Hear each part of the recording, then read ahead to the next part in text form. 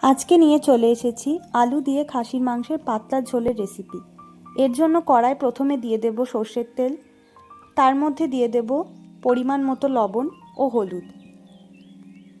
এরপর দিয়ে দেব কেটে রাখা আলু। আলুগুলিকে লালচে করে ভেজে নেওয়ার পর অন্য একটি পাত্রে তুলে রেখে দেব। এরপর তেলের মধ্যে দিয়ে দেব তেজপাতা, গোটা গরম মশলা, পরিমাণ মতো মিষ্টি ও জিরে। এরপর দিয়ে দেব 2 চামচ রসুন বাটা। সমস্ত কিছু ভালোভাবে মিশিয়ে নিয়ে দিয়ে দেব পেঁয়াজ কুচি। পেঁয়াজগুলিকে লালচে করে ভেজে নিতে হবে। এরপর দিয়ে দেব পরিমাণ মতো লবণ। পেঁয়াজগুলি লালচে করে ভাজা হয়ে গেলে তার মধ্যে দিয়ে দেব খাসির মাংস। মাংসকে পেঁয়াজের সাথে ভালোভাবে মিশিয়ে নিতে হবে। এরপর দিয়ে দেব 2 চামচ আদা বাটা। এরপর অন্য একটি পাত্রে ধনে গুঁড়ো, জিরে গুঁড়ো, কাশ্মীরি লঙ্কার গুঁড়ো, লাল লঙ্কার গুঁড়ো, হলুদ গুঁড়ো, অল্প পরিমাণ জল দিয়ে একটি মিশ্রণ তৈরি করে নিতে হবে।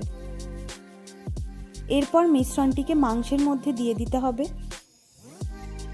মিশ্রণের সাথে মাংসকে ভালোভাবে আবারও মিশিয়ে নিতে হবে। এরপর দিয়ে দেব টমেটো বাটা ও 1 বাটি জল। মাংসকে আবারও ভালোভাবে নাড়িয়ে চাড়িয়ে মিশিয়ে 20 মিনিটের জন্য ঢাকা দিয়ে দিলাম। ঢাকা খোলার পর আবারও মাংসটিকে ভালোভাবে মিশিয়ে নিলাম। এরপর দিয়ে দেব 2 চামচ ফেটানো টক দই। টক দইয়ের সাথে মাংসকে আবারও মিশিয়ে নিতে হবে। এরপর দিয়ে দেব ভেজে রাখা আলু।